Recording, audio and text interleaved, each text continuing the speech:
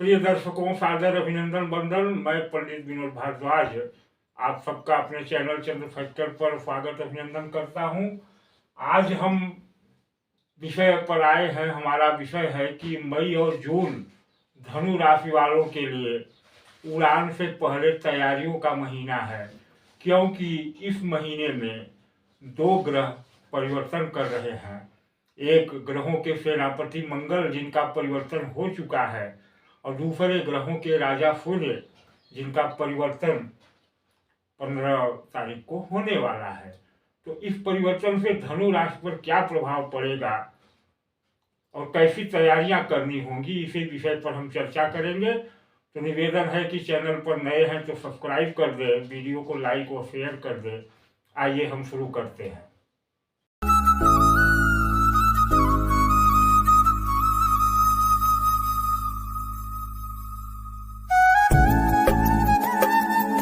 मित्रों, धनु राशि जैसा कि आप चार्ट में देख रहे हैं, तो मंगल यहाँ थे सप्तम भाव में 10 तारीख को, यानी कल परिवर्तन करके आ गए हैं अष्टम भाव में कर्क राशि में, जहां मंगल नीच के हो गए हैं। यहाँ मंगल नीच के हो गए हैं। एक परिवर्तन यह हो चुका है और दूसरा परिवर्तन है, आप देख रहे हैं सूर्य अभी पंचम भाव में है धनु राशि के। यहाँ राहु और बृहस्पति के साथ इनका परिवर्तन, इस सूर्य का परिवर्तन 15 तारीख को होने वाला है। जाएंगे सूर्य 6वें भाव में वृष राशि में। यह 15 तारीख को घटना होगी, 15 मई को। अब होगा क्या?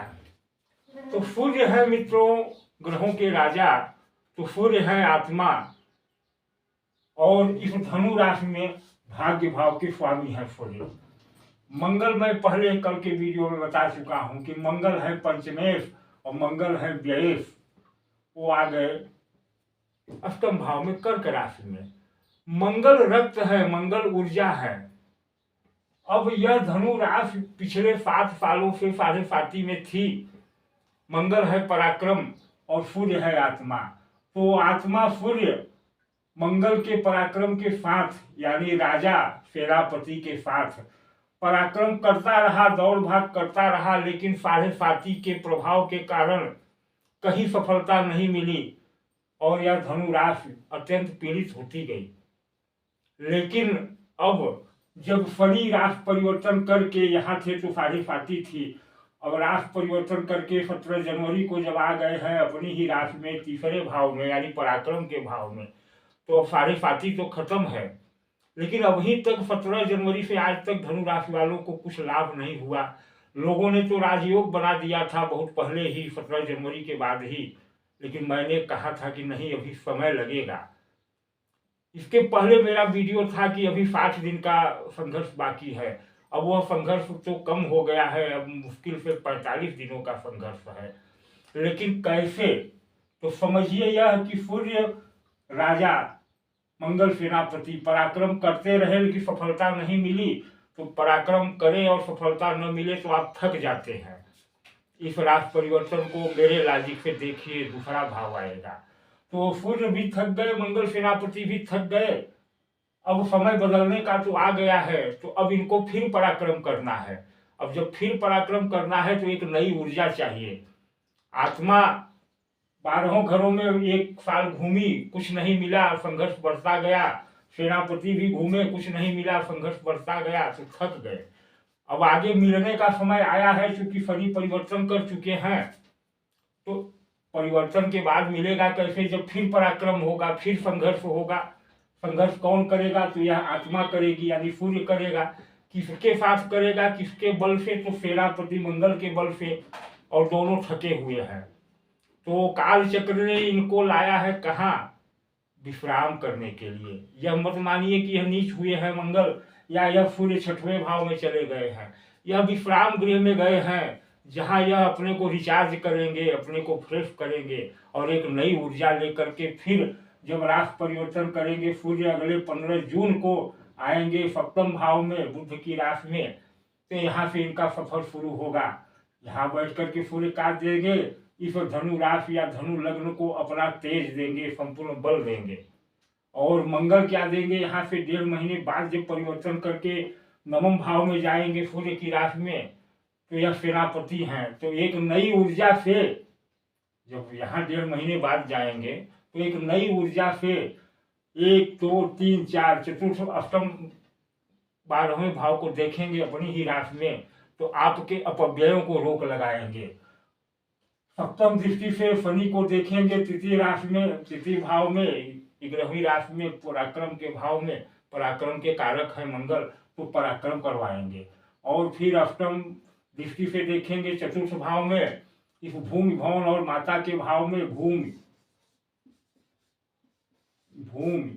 माता के भाव में, भवन के भाव में, तो समृद्धि दिलवाएंगे, क्योंकि जब पराक्रम होगा तो समृद्धि तो आएगी।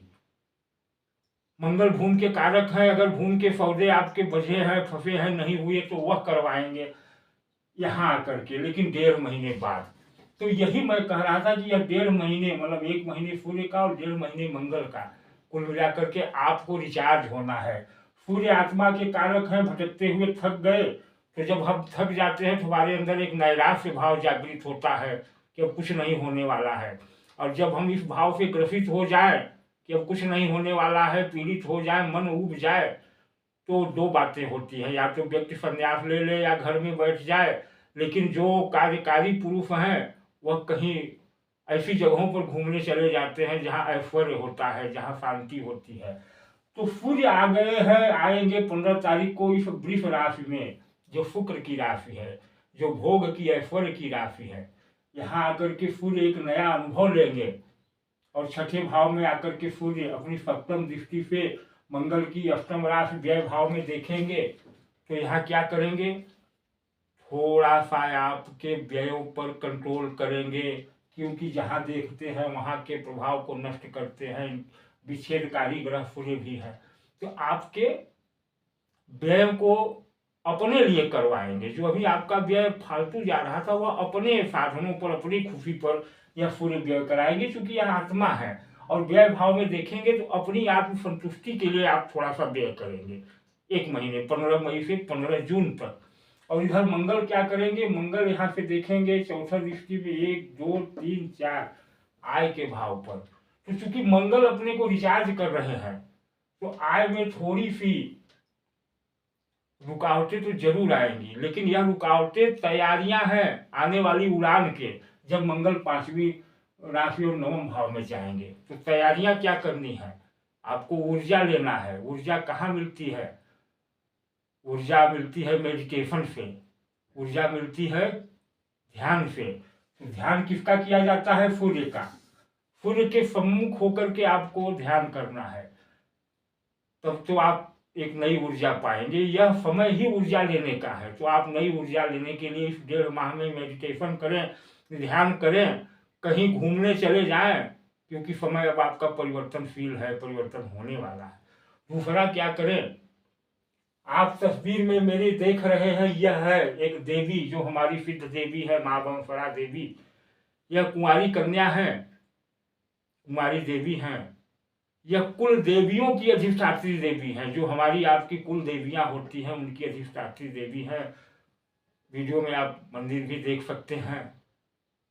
तो माँ बंसरा या अपनी कुल देवियों की आराधना करें, यह कुल देवियों की आराधना करें। कैसे करें, यह मेरे साथ करें। मैं इसको बताऊंगा अगले वीडियो में कि आप कुल देवियों की आराधना कैसे कर सकते हैं, क्या करना होगा। जब कुल देवी जागृत होगी, कुमारी शक्ति जागृत होगी। कुमारी शक्ति जागृत होने का मतलब क्या है, जैसे आपका विवाह जब हुआ था, तो एक कुमारी शक्ति यानी एक कन्या कुमारी आपके औरा में, आपके आभा मंडल में प्रविष्ट हुई। कहा जाता है कि विवाह किसी व्यक्ति का, किसी पुरुष का, उसका लाइफ चेंजिंग टर्न होता है, वहां से लाइफ चेंज होती है। तो कुमारी शक्तियों का आवाहन ही लाइफ को चेंज करता है, और दूसरा कोई है ही नहीं जो लाइफ को चेंज कर सके। तो यहाँ से आपको कुमारी शक्तियों का आवाहन करना है।